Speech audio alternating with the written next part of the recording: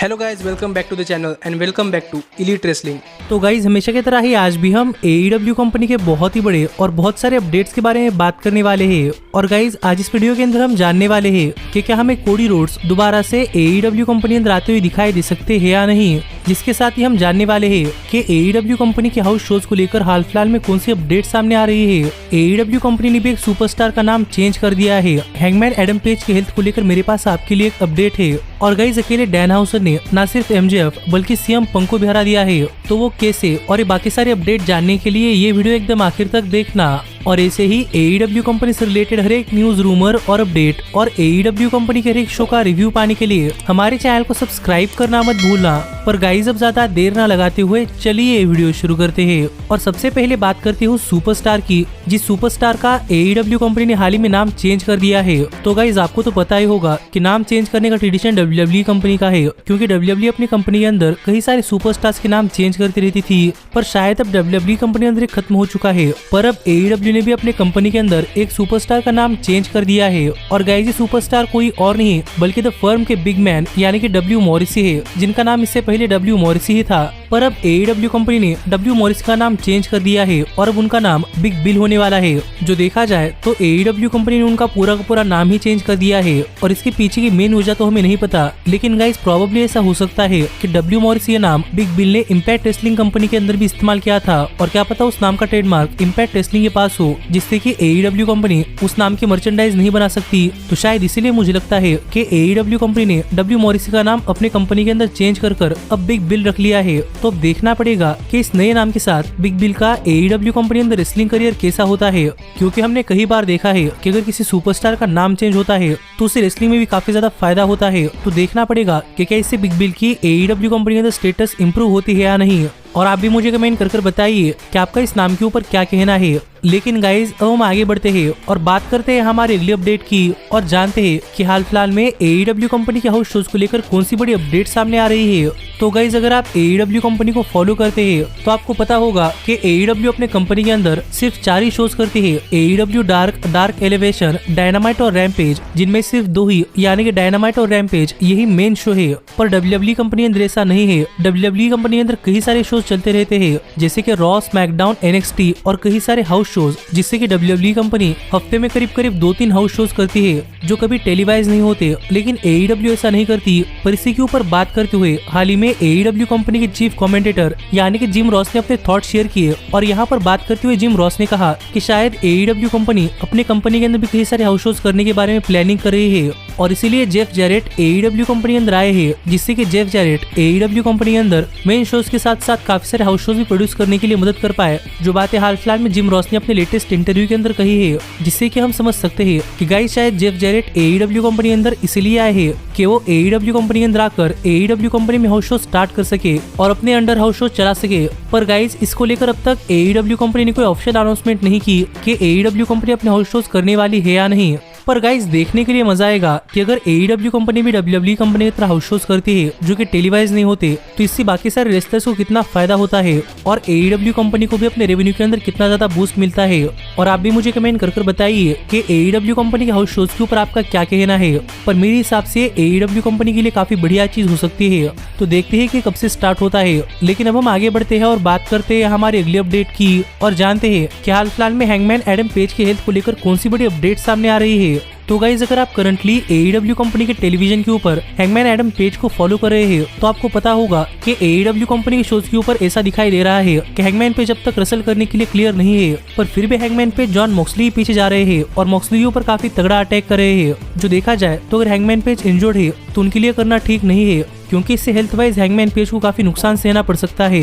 पर हाल ही में hangman page के हेल्थ को लेकर एक रिपोर्ट सामने आई है और गाइज ये रिपोर्ट हमें बता रही है कि हैंगमैन पेज AEW कंपनी के शोज के ऊपर रसल करने के लिए बिल्कुल क्लियर है और हैंगमैन पेज को कोई इंजरी नहीं हुई। और AEW कंपनी जो अपने टेलीविजन के ऊपर दिखा रही है कि हैंगमैन पेज इंजर्ड है और अब तक रेसल करने के लिए क्लियर नहीं हुए, वो सब चीजें एक स्टोरी लाइन का पार्ट है। क्योंकि अगर हैंगमैन पेज रेसल करने के लिए क्लियर नहीं होते तो AEW कंपनी हैंगमैन पेज को कभी अपने शोज के ऊपर लाती ही नहीं, जो हाल ही में सामने आई हुई रिपोर्ट हमें बता रही है। जिससे कि हम समझ सकते हैं कि गाइस अब हैंगमैन पेज रेसल करने के लिए बिल्कुल क्लियर है। यहाँ AEW कंपनी सिर्फ स्टोरी लाइन में ऐसा दिखा रही है कि हैंगमैन पेज इंजर्ड है। तो अब देखना पड़ेगा कि अगर यही स्टोरी लाइन आगे भी कंटिन्यू होती है तो क्या स्टोरी लाइन के अंदर as a week superstar Hangman Page जब जॉन मॉक्सली खिलाफ जाते हैं तो क्या week Hangman Page John Moxley को डिथ्रोन कर पाएंगे या नहीं, पर पता नहीं क्यों लेकिन गाइस मुझे ऐसा लगता है कि इस राइवलरी के अंदर शायद हैंगमैन पेज ही जीतने वाले हैं। और आप भी मुझे कमेंट कर बताइए कि आपका इसके ऊपर क्या कहना है। पर गाइस अब हम आगे बढ़ते हैं और बात करते हैं हमारे अगली अपडेट की और जानते हैं कि कोडी रोड्स के AEW कंपनी अंदर वापसी को लेकर कौन सी बड़ी अपडेट सामने आ रही है।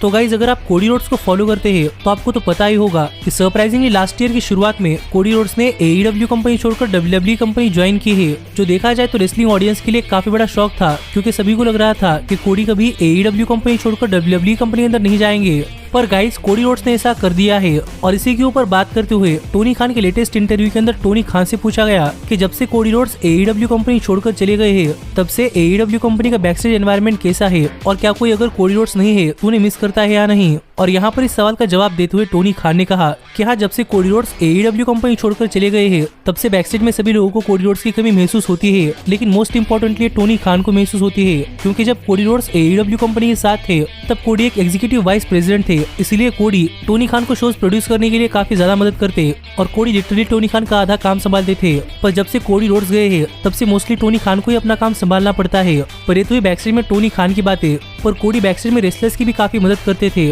और सभी रेसलर्स को हर बार इंप्रूव करने के लिए एनकरेज करते थे। और जब कभी कोडी रोड जैसा एक बहुत ही बड़ा सुपरस्टार आपकी कंपनी छोड़कर किसी और कंपनी के अंदर जाता है तो उससे तो आपको नुकसान होता ही है। और AEW कंपनी को भी जब से कोडी रोड छोड़कर गए हैं तब से अपने कंपनी के अंदर थोड़ा फार नुकसान हुआ ही है। पर टोनी खान भी होप करते हैं कि कोडी रोड जिस चीज के लिए WWE कंपनी के अंदर गए हैं उस चीज के अंदर वो कामयाब हो और एक ना एक दिन वो वापस AEW कंपनी के अंदर आए, जो बातें हाल फिलहाल में टोनी खान ने अपने लेटेस्ट इंटरव्यू के अंदर कही, जिससे कि आप समझ सकते हैं कि गाइस कोडी रोड्स के AEW कंपनी छोड़कर जाने से AEW कंपनी को नुकसान तो हुआ है, लेकिन AEW कंपनी के चेयरमैन यानी कि टोनी खान कोडी रोड्स को AEW कंपनी तो दोबारा से वेलकम करने के लिए रेडी है और कोडी रोड्स के लिए AEW कंपनी के दरवाजे हमेशा से ही खुले हैं, जो कि हाल ही में टोनी खान ने अपने लेटेस्ट इंटरव्यू के अंदर कही है, जिससे कि आप समझ सकते हैं कि अगर कोडी को कभी लगा कि उन्हें WWE कंपनी अंदर अच्छा नहीं लग रहा तो कोडी WWE कंपनी छोड़कर AEW कंपनी अंदर आ सकते हैं। और गाइज मुझे भी लगता है कि एक ना एक दिन ऐसा जरूर आएगा जब कोडी WWE कंपनी छोड़कर AEW कंपनी के अंदर आएंगे, क्योंकि गाइज मुझे नहीं लगता कि कोडी AEW कंपनी ऐसे ही छोड़कर जाने वाले हैं। जिस पर आपका भी क्या कहना है आप मुझे कमेंट कर बताइए।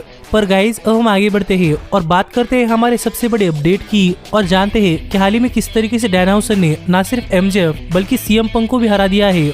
और गाइज अगर आप ये सोच रहे हैं कि डैन हाउसन और CM पंक या फिर MJF इनके बीच में कभी कोई मैच तो नहीं हुआ, तो डैन हाउसन ने CM पंक और MJF को कैसे हराया, तो गाइज मैं आपको बताना चाहूंगा कि डैन हाउसन ने CM पंक और MJF को किसी मैच के अंदर नहीं हराया, बल्कि डैन हाउसन ने MJF और CM पंक इन दोनों को एक रिकॉर्ड के अंदर हराया है।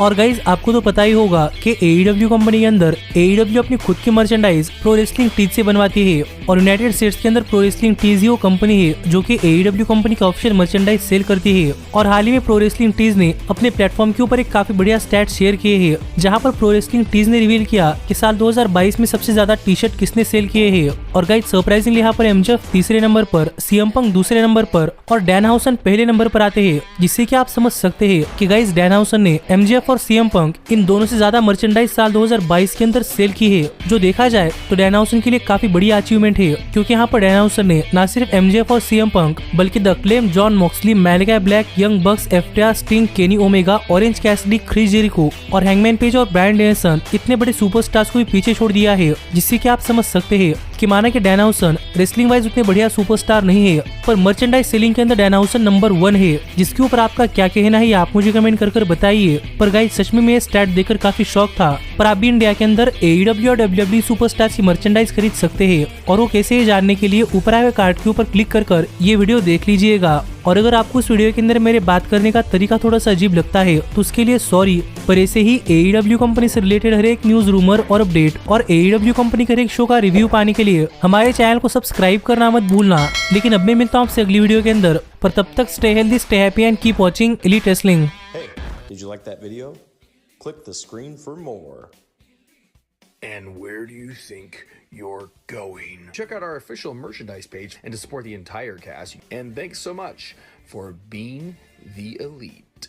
The elite, the elite. What, Nick, you're not going to sing it all with me this time?